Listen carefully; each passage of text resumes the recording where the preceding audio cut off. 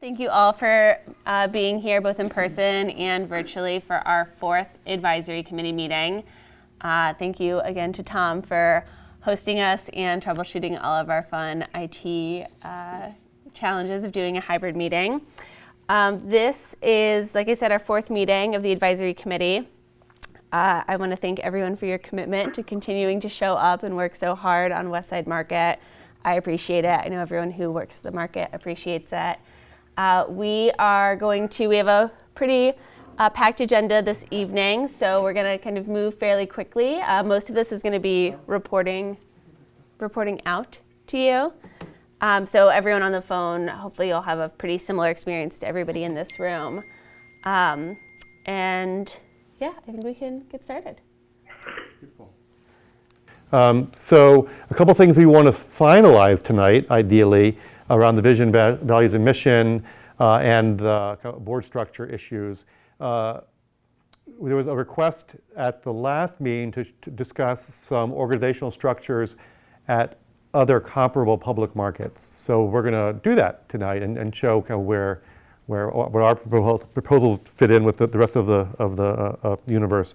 I think the meat of our meeting will be around the board selection process. We have a proposal to share with everyone and to get feedback about how we think would be a good way to actually identify the board members for the new corporation. But I want to make sure we leave time kind of for a summary of the research findings in the SWOT analysis, which is, people are not familiar with that, the strengths, weaknesses, opportunities, and threats, which is really just a way to summarize. So I'm preparing the phase 1 report, hope to have it done about the end of the year. So this will kind of show kind of where we landed with all the different research components. I'm just going to conference some people in on my phone. And if you get too many, I can do Okay. So this is a chart we've looked at in the past. So here we are in December. We're on our 4th line there is around preparing bylaws, incorporating, applying for tax-exempt status. So the stuff we're talking about tonight really sets the groundwork. If we can make the progress tonight with the board structure issues, then we can quickly and get through those pieces and be right on schedule. Okay, so as far as updates that we have, a couple things we wanted to review with the committee.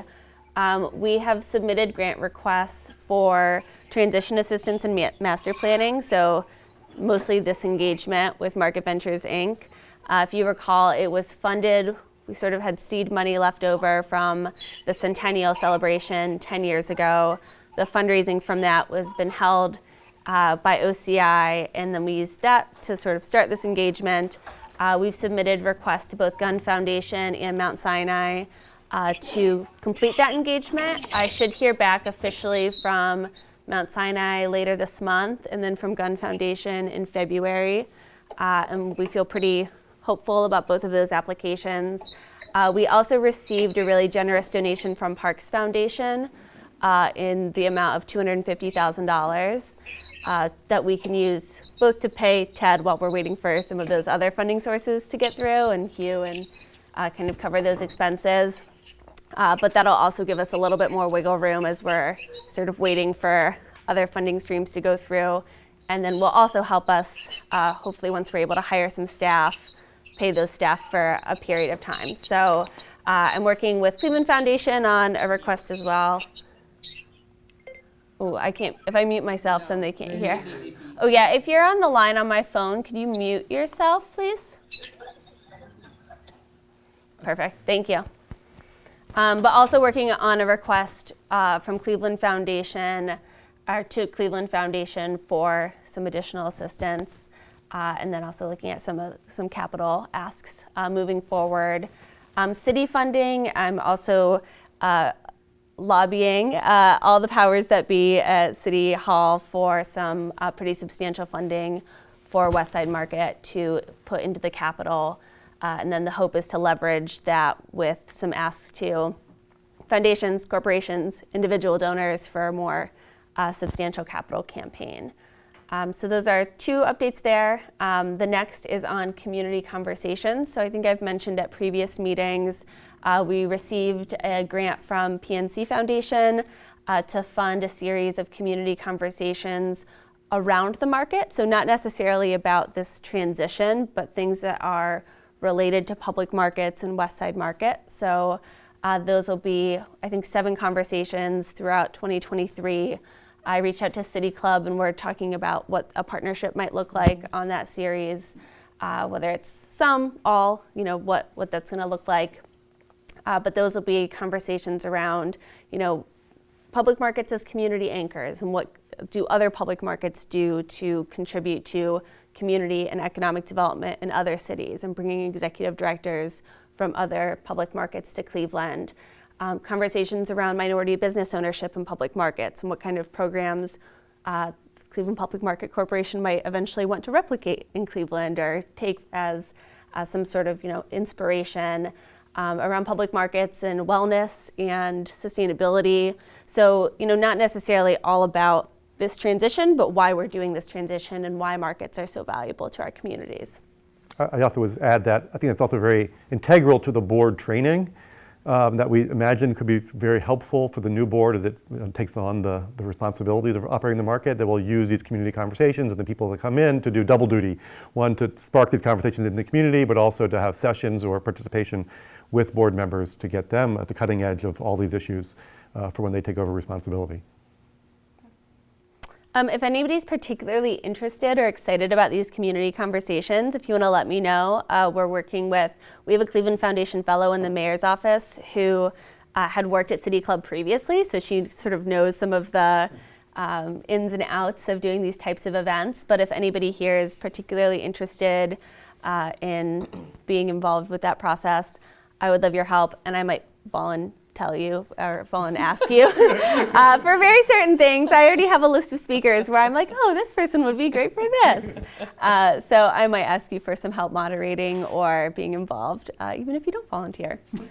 The last thing I wanted to cover in my updates is Ted and I have reached out to 3 different executive search firms to inquire about costs, timeline, experience, and received proposals for an executive recruitment or executive director recruitment for Cleveland Public Market Corporation. So we reached out to Waverly Partners, who is a local firm, Gilman Partners, who is currently doing the executive search for Findlay Market in Cincinnati. So a similar but not identical search.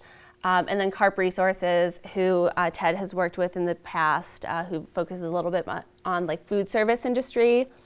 So we got 3, we thought pretty various proposals from 3 different search firms. After, sitting down with each of them and receiving their proposals, my recommendation would be to go forward with Waverly Partners, our local search firm. Their prices were competitive. They really know sort of the area. They were really familiar with West Side Market. We obviously haven't done an executive search here, but know the nonprofit landscape, know a lot of the players. I think there's a lot of benefits to going with somebody local. So the next steps for an executive director search will be convening a search committee, which we anticipate the mayor will want to select for or make recommendations for this committee to look at. But we anticipate that'll be from this advisory committee. So people sitting on this advisory committee would be the ones invited to be part of that executive director search. The pre-work there is they're going to want to talk to a lot of stakeholders. So many of you in this room will be the ones that they're going to want to talk to get together the job description, the proposal, the marketing package. We'll connect them with vendors, of course, to get a good sense from vendors beyond who's on this committee to put together that proposal.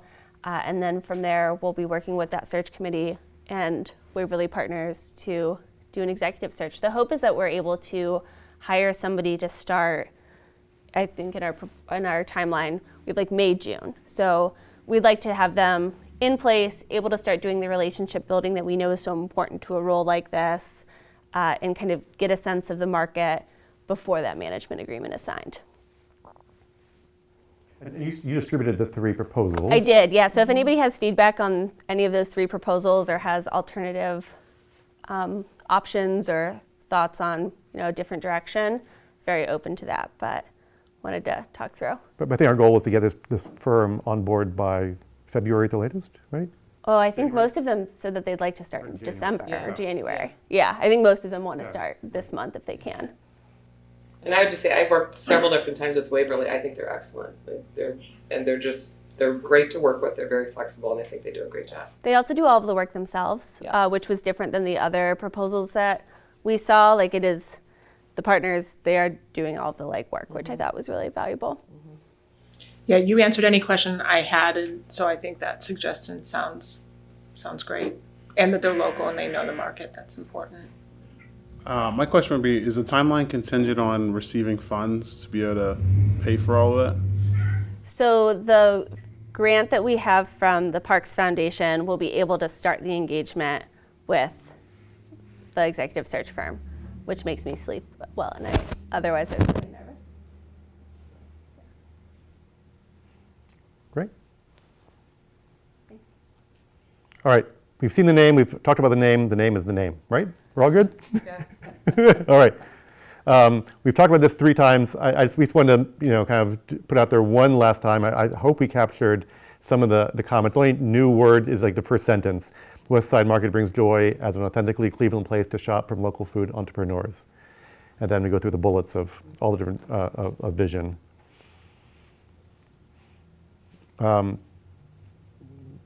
Again, the vision, value, and mission can all be altered by the board once they get underway and this and that, but we're hoping that this helps, move the process forward.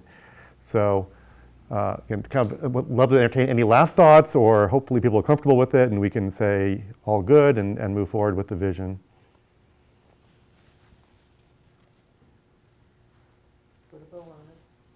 All good? Hearing no objections, it's approved. The values, again, we made some adjustments based on comments we heard, putting diversity up front. We added community building as a, and then I think the new one from we talked about it during the Zoom meetings, but adding sustainability, number 5, as a value we thought was really important. Any dissenting voice, concern? Do we have values? All good? All right. Consider it adopted? All right. Then the mission hasn't changed, so. All good? Well, we've done a lot tonight. Yes.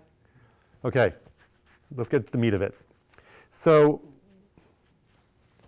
Jessica is trying to take away my job, which I really appreciate. So she put together this matrix. I had to do very light editing. She's made herself best friends with the directors of all these markets around the country. So what we have in the first column is what we're proposing, and then some comparables with other markets around the country. So number of bylaws, a number of board members by bylaws, we proposed kind of range up from 13 to 21. I think we're kind of right in line with almost everyone else. Pike Place has a few. Pike Place Market is a little different. They're not a nonprofit corporation. They are public authority, so it's a little bit different. They act like a nonprofit in some ways, but they're actually chartered under state law as an authority. So just keep that in mind. The other ones are all bona fide nonprofit, private nonprofit corporations as opposed to public authority. Just out of curiosity, what was the purpose of them becoming a development authority, and like what powers do they have by that? How are they used? They can bond. They can bond, and I think they have other powers. It's in the early 70s is when they were created, so it's a little bit different era. Would not recommend it. I mean, we'll talk about it in a second, but you'll see how complicated the nominations are and not necessarily, I think, good for us. So again, number, I think we're pretty in there. I guess from our last meeting, we had talked a little smaller number. We've raised it to 21 as the kind of top. I think that was in line with people's comments last time. So number of current board members. For the Cleveland Public Market Corporation, we're suggesting, well, we've not at the moment, but we're suggesting perhaps an initial group of a slightly smaller group, and then it can grow over time. So 13 to 15 to have that nimbleness, and then also see where the holes are, once the organization gets established. So trying to identify 13 to 15 in the first blush, and then having the corporation able to add more in the future. So again, it's pretty similar. Although again, the other ones have more. I mean, so if Thursday North Market Development Authority is allowed to have 20 and they have 24, okay. Reading Terminal didn't share their bylaws with us, but we know they have 9 presently. So that is a smaller board there. Term lengths were all just about the same, 3 years. We proposed 3 consecutive terms as term limits. Findlay has no term limits. North Market has 2 unless you're on the executive committee, then it's 3. Eastern Market has 2. Pike has none. So The only thing I'd say is maybe when you get that first board, to just randomly assign terms of 1, 2, and 3 You years. will, So that yes. okay. Yes. yes, absolutely. So here is the appointed versus elected. So this is what we're proposing for the Cleveland Public Market Corporation. That the mayor basically appoints 4, one of whom is either him or herself or a high-level city official as a designee. So I don't know, Department of Economic Development, I don't know. COO, something that's, sorry, someone who's up there would be the idea. So it's a high-level city representative. And then the mayor elects 3, nominates 3 board members. 3 would be appointed by the tenant association. 1 per year, essentially, because they're staggered board, they would pick 1 every year. It could be the same if they haven't hit their term limit, but 3 in total by the tenant association. The ward council member or his or her designee. And then the remainder would be selected by the other board members to meet, of course, the criteria, which we'll talk about again in a second, but to meet the diversity and of all the things that we've identified as being important. Can I provide feedback here? Mm-hmm. Is this the moment? I would just, on the council piece, I would say an appointment by the council president. That's in line with the way the council operates. Rather than I was going to ask that same question. 100%. Yep. Okay. And generally, they would appoint, in this case, I'm sure, the ward council person, but just to keep it clean, we don't know what wards are going to look like. We don't know. Yeah. Do you want both though? Do you want the ward council person and or their designee and an appointment by the council president? No, I would say the appointment should run through the council president. Is my Great. Okay. So Findlay Market in Cincinnati does not have any designated seats, right? It's done. It's a self-selecting board. No appointments. Similar to North Market, none are designated. Eastern Market is much more complicated. Of course, these all have their individual histories. So they have all these categories, 4 appointed by the mayor, up to 2 by city council. Then they have business owners in the Eastern Market district. It's a very large district there. Then they have people who have to live in the district, and then others who kind of complement those. No elected, but they have caveat of no current elected officials or candidates may serve. It's interesting. So they're appointed but not elected. We'll get into more detail about what we're proposing. But in terms of the tenant association nominees, there's a caveat here, which is that we're proposing that none of them have a financial interest in any business in the market. So while we want the merchants to be able to select their own representatives on the board, they would not be allowed to, in our proposal, would not be allowed to be current business operators or owners. Anyone who has a financial interest. They would not be tenants. People that they feel represent, they're sure that they feel comfortable with representing. Hopefully everyone represents everyone's interest, but again, so be selected by the tenant association, but not among their membership or others who own. Why is that? Why? Because we don't think it's a good idea to be landlord and tenant. If you're essentially the landlord, and they're selecting their, a lot of the conversations around rent and rules, and it's not, I think, a healthy situation to be landlord and tenant. But the mayor and the council person will also be the owner of the building, the landlord, and the fiduciary agent. Right, the other landlord of the building. Yeah, I feel like blocking the tenants from participating. It's not a good idea. Yeah. All right, let's be told that. I mean, they're stakeholders more than anybody else. Absolutely. Let's a very important conversation. Let's hold it until we get to that piece. Okay. That's a good lead up this meeting, I think. Yeah, absolutely. Reading Terminal Market Corporation. Again, there's a history here of how the market went from privately owned by the Reading Railroad Company to a nonprofit. And there they have a representative from the Merchant Association. Again, it's never been an actual merchant. It's always been their representative that they've selected. They have a city council person. I'm not sure why it says it twice. That's an error. I think Similar to what Carrie was mentioning, or I think Carrie was mentioning, both the city council can appoint somebody and the city council person is on the board. Okay. So it's both, like, Gotcha. yeah. And then there are some stakeholders who were very important when they saved the market in the early 1990s, this Preservation Alliance for Greater Philadelphia and the Preservation Fund, which was set up as a really architects group to save the building. And the mayor appoints, and then the convention center, who was actually their landlord, has a seat on the board, and then they have one at-large member. And then Pike, again, 4 recommended by the mayor, 4 by the council. And then they have something called the Public Market Constituency, which is something that anyone in Seattle can join for $1 a year to be a member of this separate group. And what's happened over time is that someone's been captured by the day stall merchants in the market. So one group of merchants there has basically controls the constituency and controls a large part of the board. So even though it was rooted in a very democratic idea of anyone in the community could be part of this, that's not how it's evolved. And that's why, again, I don't recommend it as a model because it's become actually captured by the day stall population who doesn't represent the whole market's interests. With And it's David, confirmed by the city council. David Gilbert and Dave Abbott have their hands up on Zoom. So David Gilbert, do you want to go first? Yeah, thanks.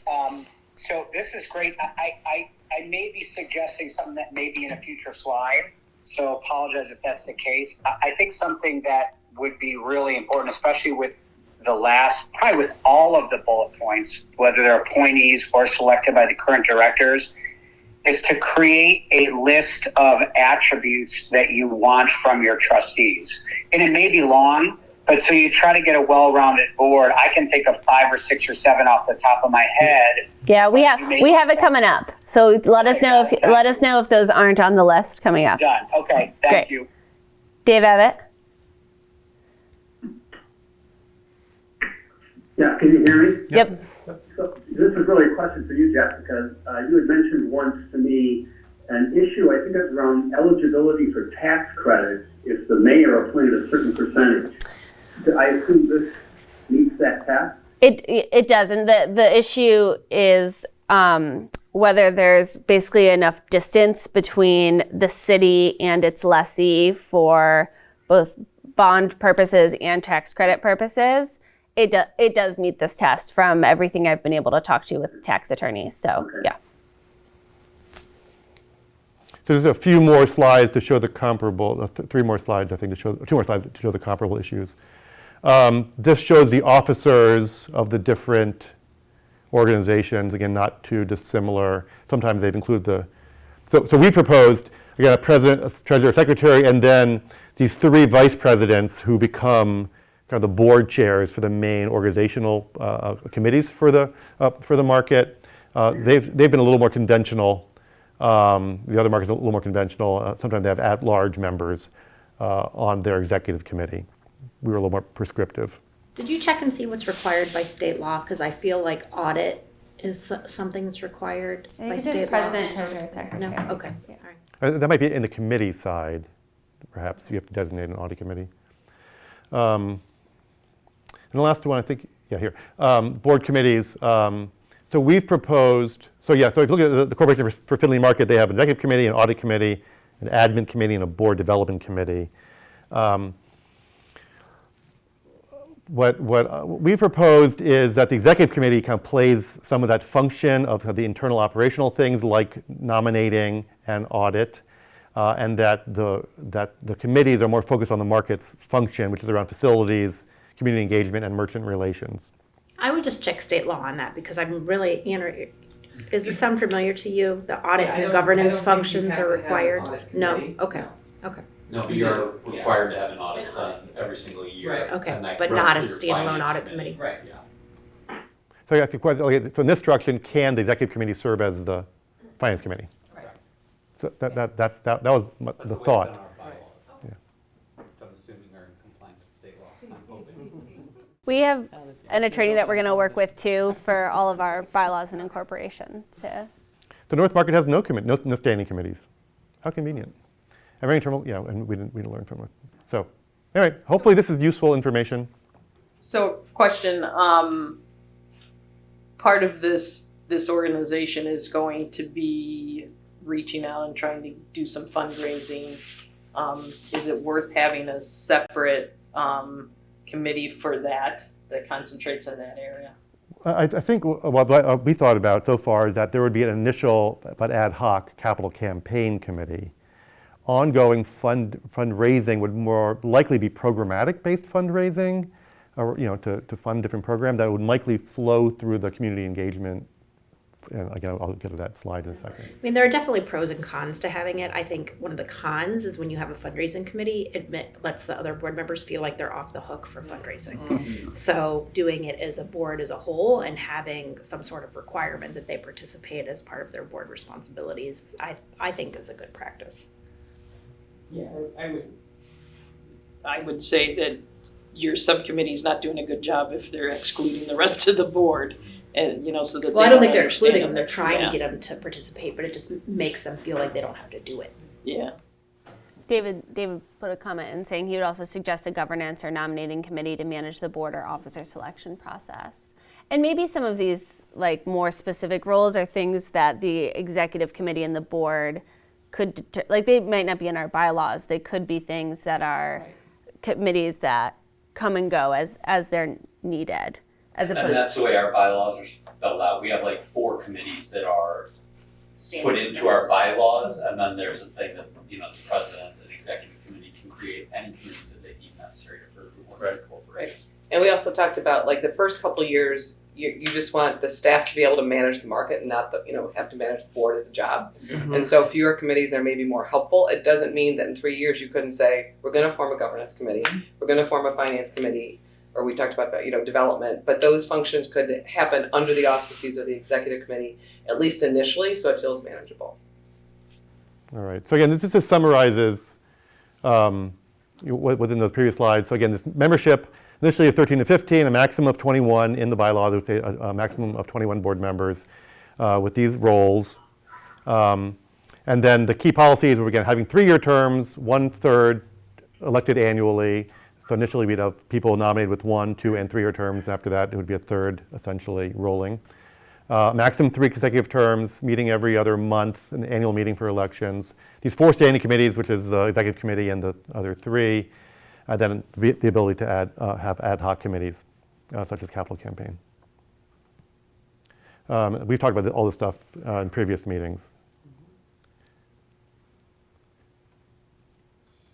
And then to get to David Gilbert's point, it's around these the skill sets of the board members. So hopefully this covers what we're talking about. So we have 3 different things. One is around expertise, and we try to identify, and we made some adjustments from the meeting when we talked about this previously, a pretty wide range of expertise that we'd like to see on the board. And the idea being that you kind of in the planning phase, put every board member and committee member and try to make sure you hit as many of these as possible and see where the holes are. Around people's connections to all different communities around West Side Market. And then finally, to lived experience in terms of diversity measures. Yeah, I think that's good. Was there any thought in identifying roles of board members? And I have faith in this mayor, but there are a plethora of committees at the city of Cleveland that people's hairdressers and neighbors are on. What we've done with legislation recently is we put in a community member, an expert on this, or this, or this, or that. I just wonder if there was any conversation about... So, within the bylaws, are you suggesting? So I'm trying to think, put it in context of a nonprofit versus within city government. Yeah, would it be like? I'm certain. I think our suggestion is that the board that takes these takes this matrix stuff seriously, right, and uses it. What prevents them from having hairdressers who have no skills or connection? I don't know. Yeah, I don't know. I guess it just depends on the mayor at the time, but well, again, the mayor's only selecting 4 total people, and they're on terms too, right? So it's not just right at the pleasure of the mayor. So the board is policing its, most of the members is policing itself. I'm not wrong. Is this a therapy session for you? Every meeting like this is a therapy session, sir. Okay, no, that's helpful. The metrics are good. I'm just wondering, in legislation recently, we are building out what that composition should look like more so to try to avoid boards and commissions that are. Do that? I think one distinction too is like this is a nonprofit board as opposed to like a commission or like an entity of the city, and so that's part of why we've also the mayor doesn't choose more than 4, right? It's And these are non-paid board. Correct. Yeah. Right. Right there. So You're not getting paid. Kills the interest right there. Right, exactly. No opers. So this slide kind of gets back to that process. So on the left column, we've written in what we see as universal requirements or expectations. Everyone should have a passion for the mission. Everyone should have time and resources to devote to the board, including an annual donation of whatever is appropriate for that person. That they have a fiduciary duty to the organization without conflicts. That they have no financial interest in a market business. Again, this is a point we can talk about, whether we think this is important or not. And a demonstrated integrity, ethics, and commitment to transparency, like inviting the television stations to your meetings. So those are, again, what I thought is like that's kind of the minimum standards for anyone who's on this board. Call recording ended. Oh, that's funny. Transparency. I think somebody was making a joke. And I think, to me, the one that's really important here is that even if you're representing or you've been nominated by a group like the Tenant Association or anyone, your duty is to the organization, not to the people who nominated you. And so that, I think, being really clear about that, no matter who you are, who you think, you have to do what's best in the organization's interest. Sometimes that's not necessarily what some other people might think it is. People nominated you might not think. So those are hard conflicts sometimes to work through, but it's important to be very upfront about that. So oftentimes nonprofits have a list of roles and responsibilities that they ask members to sign off on. Is that? That's what we're talking about, yeah. So these would be the basis for that. Right. I just wonder if on point 4, specifically for this board, we should flip that. I mean, a vendor having a personal investment in the market, I think is a good perspective for the board. Because I mean, there's nothing like this is my livelihood of my small business perspective. I think that's a really important voice on this board. Yeah, and I agree with the councilman for that, but also because without it, they're not going to feel like they are part of the decision making, and I think that's a problem. John Whitaker, I saw your hand. Yeah, we're texting back and forth, Tommy Boutros and Amanda. What about 3 vendors? As 3 vendors as opposed to 3 people that are. So some of the challenges I've seen, I'm sorry, Don, were you done? Yeah. So I mean, some of the challenges I've seen is merchants who are on a board like this become, what's the right word? It's not outcast, but it's like suspect from the other merchants, that they hold power over their lives, that there is a power discrepancy between a merchant who's on the board and who's also a member of the merchant community. And it leads to conflict within the market among those people, and suspicion, and stuff that's maybe completely groundless, but just the very act that they're on the committee, that they're self-dealing somehow. And that I feel like the bigger suspicion, though, is a body of people making decisions for the market about their livelihoods without their input. And is there a way that a little bit of democratic process could the Tenants Association select through a vote those 3 members? Don or Amanda, I don't know or Tommy, if an opinion, because when we went to Cincinnati a couple years ago and met with the director there, he told they originally had vendors on the board, and then after so many years, the vendors just stopped being on the board because it became this complicated, unhelpful. They were not, I think the way he described it, not necessarily they were suspicious of their involvement, but if they were representing the vendors as a whole and a decision was made or something happened that the vendors didn't like, or a group big enough didn't like, then they became the target of, you know, you didn't represent us well, or this didn't go well. And eventually the vendors stopped participating in the board. So I don't, go ahead. In contradict, they were impressed that we had an active board to begin with, like our own tenants association, which is used to being under scrutiny by vendors since 1953. That's true, that's true. Is there a way to, I mean, similar to the point about the council president, could the vendors association appoint 3 members, and if they feel that it shouldn't be a vendor, that's their power? I was just thinking that, and you know, the con about it is that you don't want to be the vendor that takes the blame in case something goes wrong. Mm-hmm. But there's a lot of pros too, where you have so much say. So this is something probably we need to, you know, as a board to study before we make a decision on. I agree with Tanya. I think we just need to think about it and talk about it, because I can definitely see both sides. Like, I can see the scrutiny of, especially like, I think Finley Market, when we met with them, they had one vendor, so it was like one person that was just constantly scrutinized, and that they ended up just like getting burnt out with it. 3 might be a little bit different. I'm not sure, but I think it's definitely something that we need to talk about more. So does that vendor have to recuse itself every time there's a vote on anything financial? Like rent setting or any like. But I'm not a lawyer, but wouldn't you have to make an argument that there's a direct financial benefit, I mean, to that individual person? Yeah, and they're 3 out of 21. Right.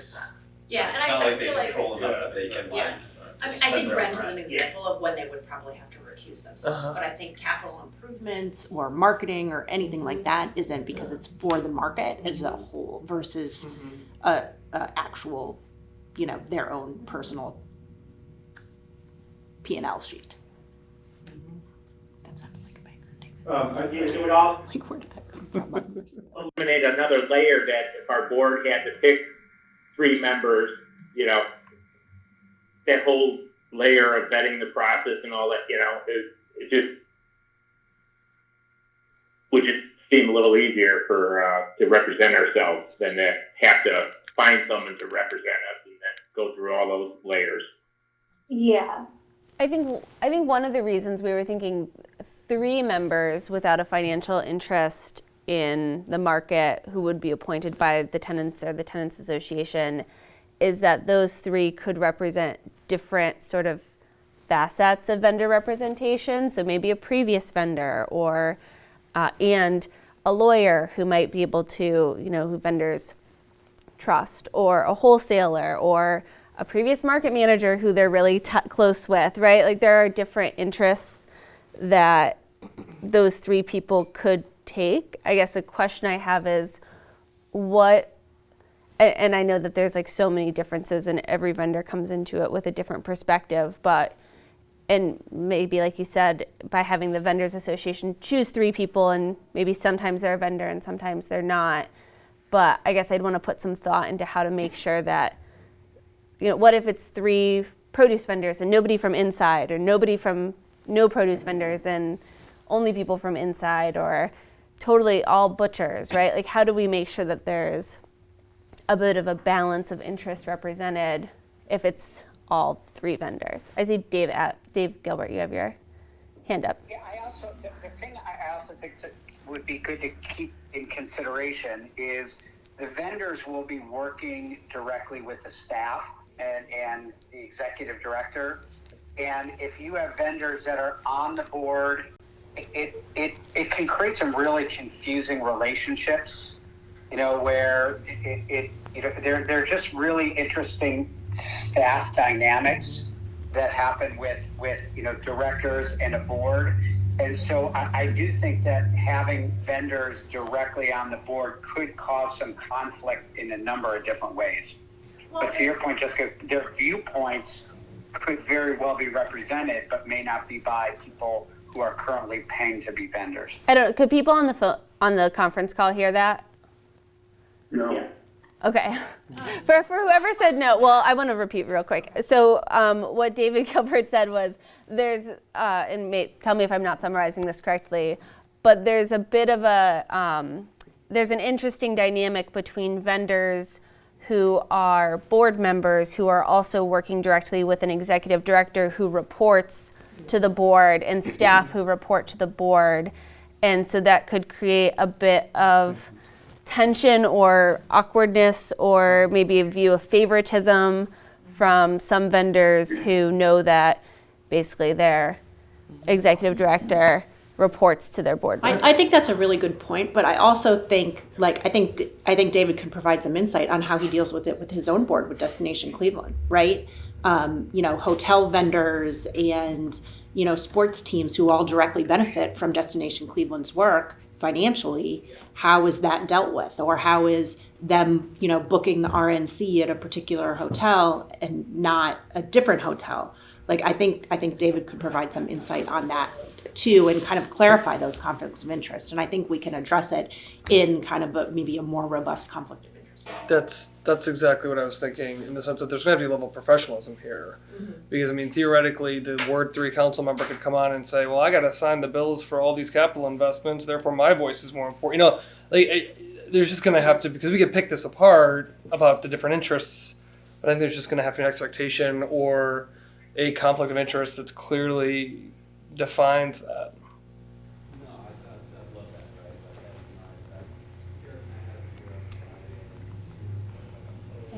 Okay. One thing we had talked about, or we'll talk about a little bit too, we have a merchant meeting tomorrow, so we're going to present a lot of this to merchants tomorrow. One thing we had talked a little bit about, I talked with Don about, was sort of what is the process for merchants making that selection? Is there a nominating committee where people can nominate possible members of the board? Who's vetting those members? And then do they do a ballot? Does that go to all of the vendors? In which case, is there a mix of vendors and non-vendors who could be on that ballot? I think we probably just need to, and like I said, we're going to meet with vendors tomorrow too, to have that conversation. Another thing to think about as we keep talking about interests is the mayor's 3 members that they can appoint. Should we make sure that they're not city employees? Because that's potentially a hook of hey, I need you to vote on this, and I also control your paycheck. Just thinking like the council member. But I think we could go through the whole list and come up with situations where we really could. I think there just has to be a level of professionalism and ethics. Right. Yeah. On this board. Good conflict of interest and ethics. Exactly. Policy. Okay. Jessica, I wanted to weigh in a little bit on this. I can't even imagine this work going forward without incorporating in some really intentional and thorough way the points of views that come from vendors. That's just so evident. But this is a tricky question about whether they actually serve on the board. It's different from the kind of conflicts that somebody mentioned a moment ago about council members signing off on legislation, et cetera, because there is a direct financial interest. It's the sort of bright line that in the case of nonprofits as well as other entities, the IRS takes an interest and actually could impose sanctions if that line were violated. And it can be done somewhat inadvertently at times, but nevertheless, it becomes a tricky issue about the nature of the conflict and the burden it imposes on both the organization and the members to avoid them. They potentially could be avoided through various means, but I don't know if we want to get into that. The point that you made and others made about the sort of conflicts that might arise within the vendor community if some had what was viewed as special status, that's another tricky issue that needs to be weighed in. But I think this is a delicate point that we can't really think carefully about. I'm curious to know what everyone in this room feels like adequate vendor engagement on this issue looks like. Like I said, we're having a vendor meeting. And I was going to say, to complement that, is what we've tried to do, and what I'm really thinking about was how do we get merchants highly engaged in the work of the organization, not on that financial and kind of high-level policy questions, but in the real meat and potatoes of the operation of the market, which and again, my vision was happening in the committee level. And so we have lots of merchant participation in all the things that really hopefully matter day to day to the operation of the market, but we can separate those potential conflicts that Dave just talked about when it comes to that, that very high level policy, while still having board representation to make sure that their interests are always thought about. So I was trying to do both things in a way. I'd be very nervous about having board members. This, again, my professional opinion, you've hired me to share with you, is having people with financial interests on the board of directors for the reasons that Dave Abbott, I think, articulated really well. I'd hate to, I don't know. But what is a vendor? Is it, in the sense of this conversation, is it an owner of a business? What if it is my dad owns the business, but I work there every day, or when it's open? Is that considered financial? I mean, we need to define that because further. a vendor technically may not have a direct financial. Well, my point, like, I would ask you, I mean, what's so scary about it? You're making it sound like it's going to be this like huge, problem. What I mean by the vendors only want what's best for the market. So bottom line, even if I go or I pick somebody to go, he's gonna talk to me, what do you want? In there anyway, so it's the same thing in a way. I think it's different. And again, for the reasons that, again, the legal reasons that the IRS is concerned about and the reputational issues, I think those things are different and they're quite real. I just think, and I would also say from the community perspective, a board with no vendors politically, I just mean like from a perception perspective, is going to be a really hard sell. Because many people in the community believe the vendors have been, I was going to say screwed, I'm going to say it at 6 o'clock, have been screwed for years. So I think plus you're talking 3 out of 21. Yeah, so I think that the idea of the idea of the vendors not having a direct voice in some way, like whatever that looks like, is going to be a problem. Yeah, I feel pretty strongly about it. I think we can deal with legal and conflict of interest and stuff like that. Well, also, again, I suggest we look back at the comparables. No market, except for, well, really none, except for the one representative of the Merchants Association at Reading Terminal, which has never been a merchant. It's always been, they've always picked a non-merchant to be that voice for them, has that. So again, it would be, it'd be unusual, at least in this universe that we've identified as comparable markets. So I think there's a reason for that. May I ask just a direct question to the vendors in this room and call? Like, do you see a difference between 3 vendors on the board and control of 3 seats that are not vendors? Not really. I mean, yeah, after thinking about it, the representation, we will represent ourselves, to the best of our ability, Sure, you're going to find a conflict of interest in, if you dig deep on everybody, but I hear, Carrie, what you're saying, that the vendors over the years haven't had a voice with the last administration and stuff like that, and now this mayor is opening up to it. And at first, I was apprehensive about it, that we don't, have the time or that it's a real concern. You're running your business, you put into this board, but I think we can find 3 people that would, put the effort forward to represent everybody. We've been doing that for years internally with the city. Amanda or Tom? Well, just to add to what Don is saying, over the years, you said some market they lost their vendors, right? They didn't want to be part of this. On the board specifically. Yes, I mean, you lose your voice, you lose, you just kind of don't care anymore. You kind of just, nobody listens. When you have a chance over the years, voice. Yeah, it will keep everyone engaged, I would think, too. Yeah, I can definitely see both sides of it, and I think maybe just having the option of making it vendors or somebody appointed by vendors would be great. And then we can kind of figure out within ourselves. So I do see the benefit of some sort of attorney representing us on this. But I also don't think that an attorney could know fully how we would vote on everything that is going to come up to vote, So, but I definitely think we've fought this long to be involved, and I think that we should be. And per my last Ohio ethics training, having a conflict is not a problem. Acting on a conflict is the problem. Yeah, the disclosure is the key. Yeah. Disclosure and removing yourself, all that is.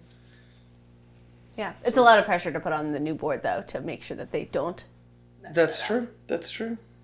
Well, Jessica, you mentioned like what does this engagement look like with the tenants and the owners? Maybe it's the conversation you have with them tomorrow is literally have the conversation as vendors. Yeah, and that's the plan, is to have this conversation, but with whatever, with vendors. But I almost would say like maybe remove the text on the slide and present it as a conversation point throughout, because if I see that, I'm immediately like, well, why not? And I get defensive. Yeah. Yeah, and we do like some pros cons of different ways to do it, right? So, but if you go to the slide with the committees, everybody knows that the work gets done in the committees, and that's where you have the vendors in that. And do you see Everything rolls up. these committees as only board members, or these are committees of outside people, right? Yeah, right. Yes. Okay. Yes. So, Next up, yeah. Yeah, but not having a seat at the table is not having a seat at the table. Right. right. It is perception. Yeah, it's a startup. You need buy-in. So the other piece that we've given a little thought to is how do we get started? And so the last two bullets on the right side were, so the top bullets are ones that are being nominated by others, city council president, the mayor, tenant association. The remainder then, that we'd like, our suggestion is that, Jessica probably, and then we'll present to the AdCom, members we think are good. To have that wide range of representations, and we'll have all our charts and fill out, and then but the mayor would kind of appoint those based on the recommendation of this committee, and then once the thing is up and running, then it's the board that fills those spaces which are not selected by those other sources. So, just thinking through the initial part, this committee is obviously going to put forth some great names to fill out the remainder of the board, but ultimately the mayor chooses that. Playing devil's advocate, that means the mayor gets pretty significant number of seats from the first round. Maybe it's another nod to the tenant association that. Oh, I think the tenants would. I think the three that the tenants choose, whether they're tenants or non-tenants, would still be at play. Like I think 3 would be reserved for. Right, but if we're proposing like 13 to 15 members to start, that means the tenant association gets their 3, councilperson or council president gets their 1, and then the mayor gets his 4, and then The mayor approves gets the the remainder. remainder, right? So maybe there's of that remainder, either the mayor has to pick someone from the committee since there's vendors who are on this committee as well, or the vendors get to choose some as well as a part of that initial. So it's like they help seed the initial board that they know. It's like. Yeah, I think one thing that we're really going to be kind of bound by is this board matrix in general, right? I think the board matrix that this committee has already gone through is going to guide a lot of that decision making, whether it's us looking at a list of names and then putting that forth to the mayor, or it's, the tenants looking at some and us looking at some. I think the world of the people that we can choose is going to be not limited, but it's pretty prescriptive already. I think it's worth thinking about. I mean, one thing that I continue to, keep as sort of grounding is it is up to the administration and city council to ratify a management agreement with this nonprofit. And so who's on the board of that nonprofit initially is, I think, particularly for this first iteration of really high importance to the mayor and city council. And so I think that's part of why, to me, it makes sense to be a little bit more prescriptive and have the mayor have a little bit more power in this initial board, and obviously consulting the stakeholder group and city council, because we want to make sure that this all passes. Because if it's a board that people aren't comfortable with, then that jeopardizes this whole experiment. Yeah, this is like, as everyone knows, one of the most important things for us to get on the same page about. Yeah. So is the next step like legislation through city council to do this, or is that not needed? There, We don't need legislation to incorporate or to choose an initial board of directors. We do need legislation to sign a management agreement with this entity, and we'll need legislation to repeal some of the existing legislation around West Side Market, and we'll need council buy-in for any funding that might need to come from the city. the current laws on the books that just say the director of public works appoints the manager of the market. There's language like that in the code that needs to be removed. Yeah, I mean, there's language in the code that also says how rents are set. Yep. Right? Yep. Like there are things that we're Yep. gonna have to take Yep. out to make But this you don't agreement have to work. do that, you can get the board up and running, you don't have to do that legislation until you're ready to go. No, but exactly. Right. But we You do have want to more make time. sure that who's on Right. that board Yes. is already Is set. council feels comfortable, the mayor Well, feels what we- comfortable, Absolutely, that everyone's yeah, all so on the you same need that page. first, the board can be formed, the nonprofit can be incorporated. Because if you're on that board, you wanna make sure you have the right management agreement with the city, if you are then assuming responsibility. Yes. So, absolutely. And I hate to circle back to the committees that we're having, but it seems to me we need a development, we need a committee board, that's gonna develop, the board, a governance, I'm sorry, a governance board.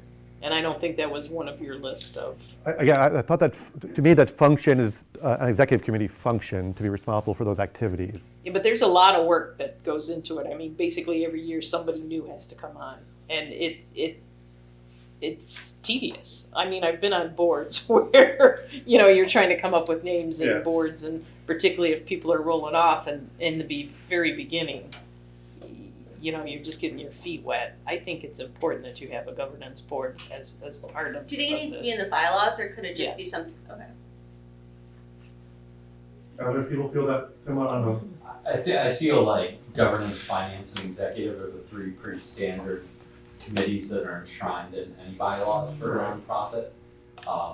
And I will say that we've had some board transitions too. Our governance committee has been kind of doing a lot of work these days, right? And so I agree with that point that especially initially, like that governance committee is going to be doing. Because at the end of the day, they're creating the bylaws too, or modifying it, what's not working, what we need, what we One of have. our less active committees.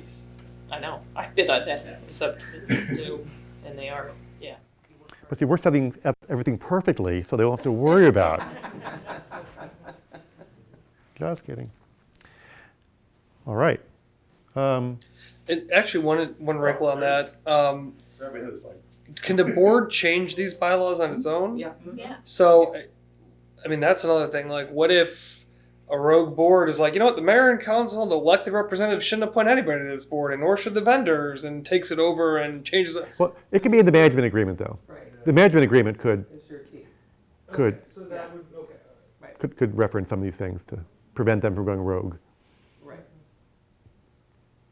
Yeah, I mean, and like the management agreement, like at Eastern Market, is fairly short.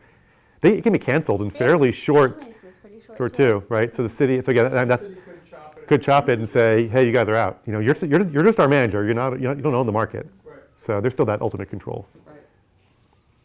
So next steps. We kind of think we've hit all the stuff. So. We're going to, part of my work with Jessica is we're going to draft an initial set of bylaws based on whatever we group, as a group.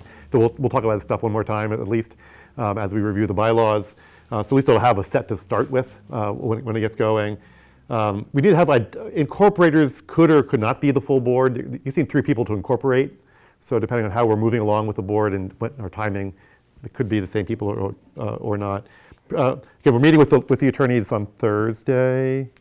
That kind of make sure we're all on the same page with this stuff. Identifying additional board members is another interesting conversation that we're going to have. Again, we're going to try to be very, using these matrices and everything else to make sure we have the skills, diversity, everything else that we say that we want. The board then, will then be able to meet, and so how we started talking about what are the dynamics between the advisory committee and the board once it gets established, and how much overlap will there be, and we need to think some of those things through. there's a process once you're incorporated and you have bylaws, then we can apply for tax exempt status from the IRS. And again, we'll work with the attorneys to do that so we can get hopefully that done fairly soon.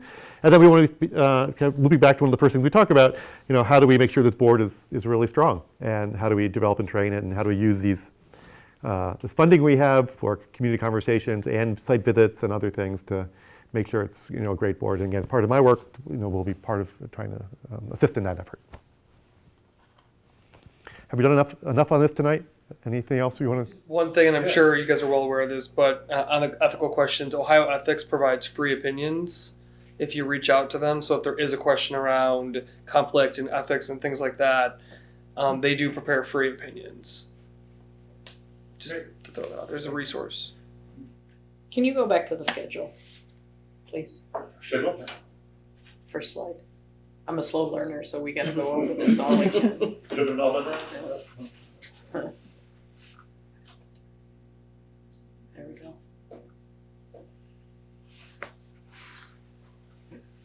So by June, the board will be selected and trained.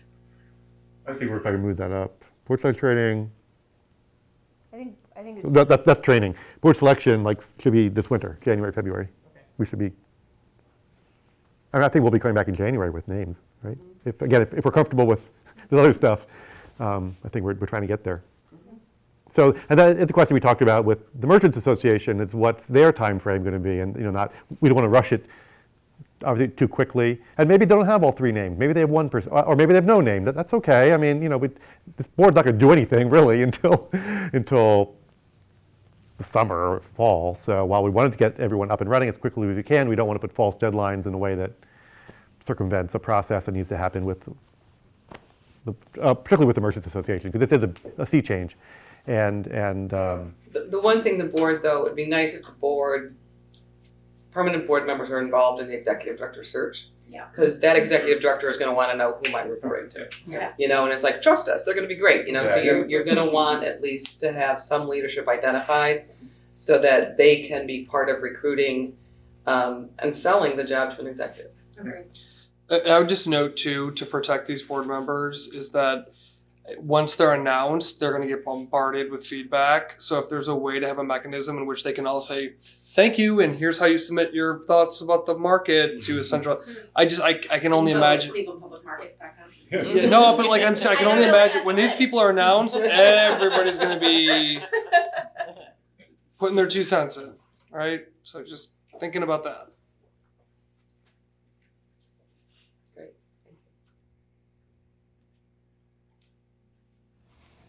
okay. All right, so we're going to move on to the final kind of piece of tonight. Just wanted to kind of summarize in this SWOT format. So I just want to, this is kind of identifies some of the work that has been done so far, all these studies and plans over the years about Ohio City and Cleveland and the West Side market, which I've reviewed, looking at comparable public markets around the country, the survey research which was done previously, including internet surveys, and the work that Jessica and I did with the Intercept survey this fall.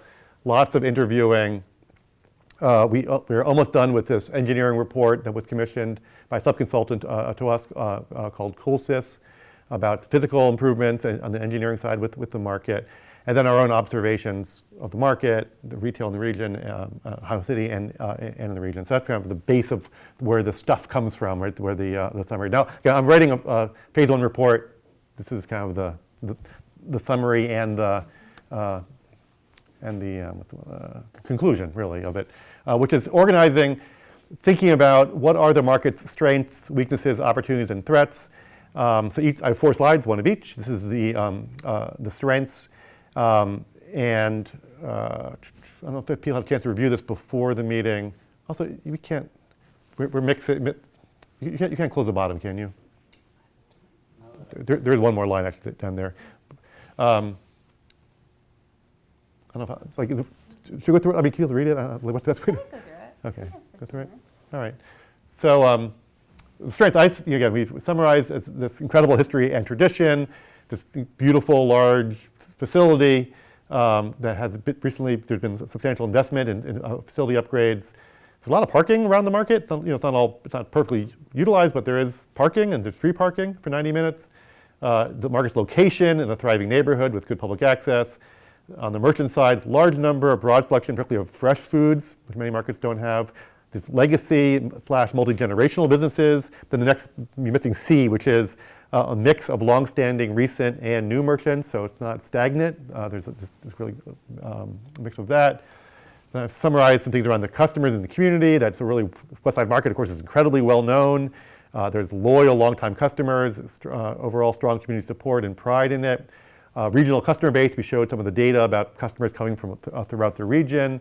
It's also a major tourist attraction, and there are high sales per customer, particularly compared to other markets.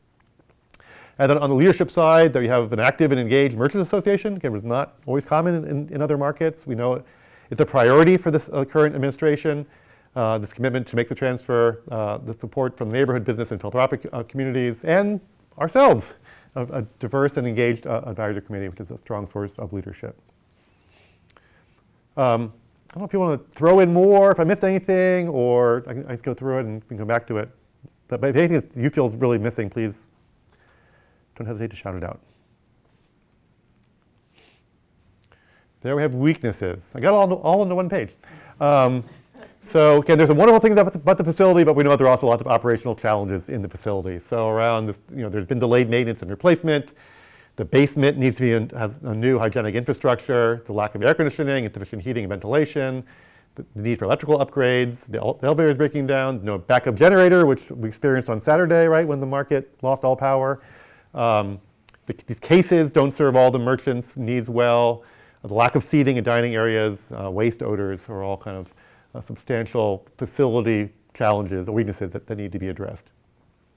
On the operational side, we have an very small staff, inadequate resources to run the market, lack of lease enforcement, including quality control and common operating hours. Almost no marketing is done by market management. And then there's little data to work with, which makes it hard to do data-driven decisions. The parking, again, the gate system causes backup and delays. Again, some of that's getting better, but we still have some issues there. Again, being cut off is the high operating costs and the lack of revenue from the parking, which can be a substantial stream in other places. On the leasing side, that there's been no leasing plan or framework, the short leases, which discourage investment, numerous vacancies, particularly now in the arcade, and then there's very little recruitment or shepherding of new merchants. On the merchant weaknesses, identified this lack of prepared foods that customers talked about in the market. We've heard customer concerns about quality, particularly around some of the produce. We've talked about the merchants' racial and ethnic diversity not kind of reflecting Cleveland. A non-competitive operating schedule, limited use of technology, and challenge of finding employees has all been an issue for the merchants. And finally, on the customer side, discussion of drop in visitation and sales, and the market historically perhaps not serving as a welcoming space for the entire community. Anything missing or glaringly wrong about that?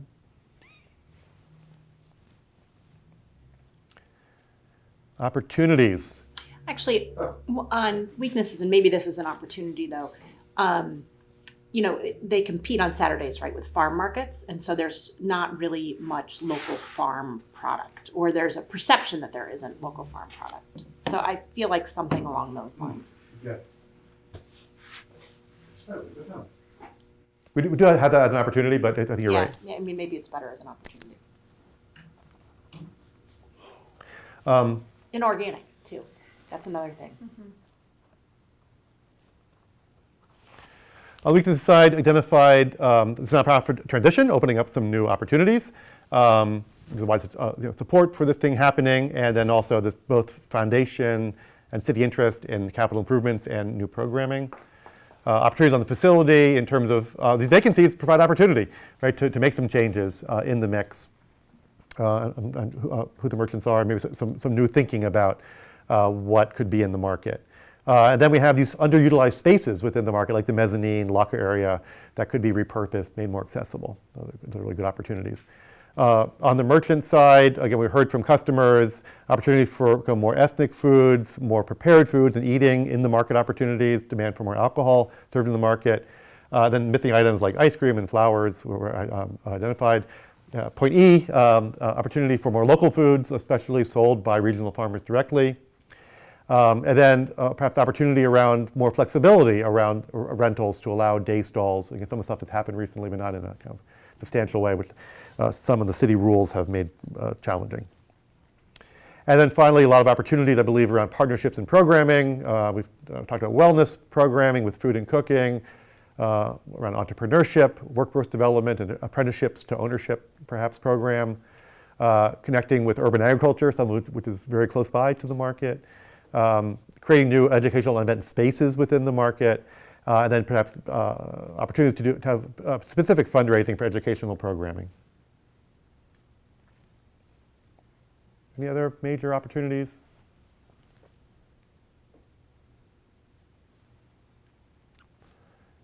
And finally, on the threats side, as we talk about making physical improvements, high construction costs can limit, what might be realistic. New regulatory enforcement, I think, is an important one, because when it's no longer run by the city and perhaps the health department looks at things a little differently, and that could cause challenges if everything's not up to code. So we need to be concerned about that threat. The threat of downward sales and vacancies is always a threat to any business. We put a consolidation of the food system, fewer wholesalers, perhaps making it more challenging to get differentiated product into the market. And maybe some threat for if there are more food halls that have been throughout the country opening up, siphoning off merchants, perhaps, and customers. So, to me, the SWOT analysis is really important because it should intelligently summarize the research in a way that is digestible, and then all the strategies should build from this, right? In terms of what we do, how we prioritize, where we spend money, what we improve. So I put a lot of effort into the SWOT because I think it's a way to. It should be the springboard, because this is the end of phase one. Now we know what all the things are we're trying to address and how to do it, and then the how-to is in the next phase of work. I think another threat here is not following through on this, because there's so much optimism that there's change is going to happen, and if this doesn't happen, then it's like, well, nothing's ever going to happen here. Yeah, loss of momentum. Yeah, Right. Loss of political will. Yeah. And I think, to your point earlier, everyone has a lot of faith in this administration, but the political nature of future appointments, given unknown administrations in the future, I think we just need to what if, and make sure that you consider that. Yeah. Well, if a mayor comes in and says everything must be fully public, run by the government, run by the city, right? That's just a thing, right? Right. And so the leverage you have here is the ability of the nonprofit to bring in private resources. Mm-hmm. And so to the extent those foundation funders and others can put qualifiers on grants that provide some guardrails around, if you do that, you lose this kind of thing. Well, the foundations can only give Right. 501c3. Right. But also understand, even more so than usual, helping to create so that the role of the administration in the future is in keeping with the spirit that's intended right now. Yeah, I think also the organization being a smart nonprofit, building its own constituencies, right? Having political capacity to, and doing great work to make it seem ridiculous that the mayor would want to take us back to where we were when it's so great. Like a Findlay Market and others went from being kind of crappy to being amazing. And Eastern Market in Detroit. It's inconceivable that the city would take over Eastern Market because. Yeah, getting this to Social Security status. ain't nobody repealing Social Security, right? So. Well, yeah. Or even the Metro Parks on the lakefront. Yeah. That's a really great example of no, we're not going back. Yeah. Great example.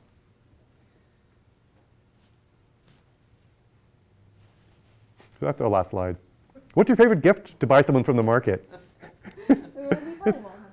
It depends on the person, but if it's a general one, the salts from Urban Herbs, if that's a general one. If it was my dad when he was alive, it was pierogies and other things like that I would freeze and put in my suitcase and take to Florida. I always do pasta. Oh, you do Ohio City pasta? Yeah. Campbell's popcorn, cupcake, truffles. Oh yeah, Campbell's popcorn's a great gift too. Wait, is that a popcorn or is it a truffle? It's like a little ball. Okay. Sheer delight. Sheer delight. Okay. I have not tried those. I will have to put them on the list. Okay. I've had a few of my Yeah. particularly the red velvet. Or the chips and salsa, that's another good, I mean. I think of it more of like what to bring to friends' house. Yeah, as a gift. The crystallized cheddar out of the cheese shop or the blued brie out of the cheese shop is the best cheese I've ever had in my life. Blued brie and the crystallized cheddar, it like melts in your, oh, it's so good. Can we break it in the market right now? I'll leave money. Yeah, we really neglected to talk about food enough. Yeah. Anything from Whitaker's, that's right. Anything. All right. Well, I think next steps are, like you mentioned, finishing the draft of phase 1 or finishing the written report from phase 1. I will be following up with people on this committee to ask for ideas of board members. If there's anybody who isn't already sitting on the committee or anybody you're particularly impressed with, or yourself, right? I'll be calling everyone individually to have that conversation. I'll be working with next steps on the executive recruitment piece. We'll also be reaching out on some of the search committee there. And then, like we mentioned, we have a merchant meeting tomorrow evening that we're hoping we'll get some good engagement on and get some merchants. Hopefully, Don, Tommy, and Amanda will tell everyone how important it is to go to the meeting, and people will show up. But we'll report back after that too. Has there been a good or high number of participation outside the board members at the meetings you've had with Ted for this process? I've had a couple that were, really well, yeah, huge, yeah. And one-on-one meetings too have been really successful. Anything I'm missing? Excuse me, I just want to hit one thing and kind of going back to the opportunities. I think I have a unique perspective, being that I cook for so many people in the area, thousands and thousands of people intimately in the area. The one problem with the market is no one knows it's open. No one knows it's open. I think if you do just an analysis with people around the area, ask them just one simple question. Do you know if the West Side Market is open or closed? I wouldn't be surprised if 70% say they think it's closed. Like they don't know the hours. They think it's closed. Like it's not open. even existent. Okay. Because when I go to people and I cook for people, they'll say, wow, where'd you get this produce? Or where'd you get this steak? Or where'd you get this chicken? Oh, West Side Market. Oh, it's open? Yes, the West Side Market is still open. I think we need to, this is 2022 going into 2023. We need to get the social media thing out here going for the West Side Market. I've been to the West Side Market's website. It's interesting. It's just pictures of vendors. Some of the vendors not even there anymore. It's got to be a social media push. And I know that's money. I know Jessica, I know it's money and things like that. But we need to have people know that the market is open. People don't know that the market is open. And I don't mean hours, I mean period, open period. So I think that's probably, for me, the most important thing. Yeah, definitely. Can I one last thing, and I apologize, I had a phone call that I had to take there, but I did want to say that I've been in and around this for a while now. Personally, I actually think it's critically important that the vendors are represented on the board. I do understand and know and appreciate what you're saying, but I think at the end of the day, no one knows what the vendors are going through more than the vendors, right? And just having 20 people in a room talking about what's in their best interest without having there to clearly communicate that for themselves, I think is a mistake. I don't feel that 3 vendors on a board are going to have anywhere near the clout necessary to drive financial decisions to them. And frankly, if they can get together and advocate in such a powerful way that they say that what you're doing is bad for the vendors and thus bad for the market, good for them. And I also say this as somebody who reports to a 22-member board, 12 of which are resident elected, which can be really complicated. We have people that come onto our board that don't always like the organization that they're joining or necessarily want to like me, are the things that we're doing, but at the same time, that's what helps give us credibility as an organization, that we actually listen to all those folks. And so, again, I've kind of seen this movie kind of play out for a while, and I just think it would be a real mistake not to have them in the room when decisions are being made. I agree, and I think having Ohio Ethics or some legal firms clearly define for us what is a conflict in the situation and what is not. Like, building a nice new park a block away from my house raises my property values, builds my wealth, but that's not a direct conflict for my personal financial gain, right? Oh. So, doing something personally for my home is, right? So what is that conflict line there? I think is going to be important. Oh, and like I said, with the elected residents, like, our board deals with that all the time, right? Like, everything that they decide theoretically impacts the values of homes and properties and all those kinds of things. So to that point, Carrie, we would need to provide the Ohio Ethics Commission with a document to respond to. We have Can't to- put on rent, can't be like, so it's like, you talk about the whatever attorneys we've engaged, I think if it's, to come up with what's appropriate, what's not, just to provide that comfort, to the point of how much work the governance committee is gonna do to have that done going into this. So it's not like the ball can't be in play once the organization's in place. The nice thing about Ohio Ethics, Right. they respond to questions. Right. So they're not, if you say, so you have to ask them, but then Right. once their opinions are their opinions. Right. So then And once so you you have that, additional protection Right. when they have given you an opinion. Right. So it's about answering your question, but then it also gives you a level of protection when they've Right. given you a written legal opinion. The other question Does there, does the Ohio Ethics Commission work with nonprofits or only with government bodies? I don't know the answer to that. Yeah. But the city of Cleveland could solicit an opinion. Okay. The other thing you'd have to consider as we went through kind of like the roles and responsibility of board members, if there are tenants involved, are they excused from you're an individual not representing a group because they are representing a group? Do they have to make an annual contribution? So just some of those roles and responsibilities we'd want to consider from the eyes of the tenants to see, does that make sense?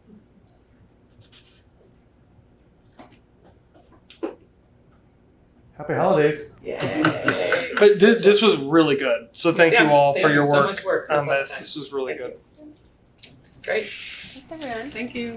Thanks, everyone on Zoom and phone.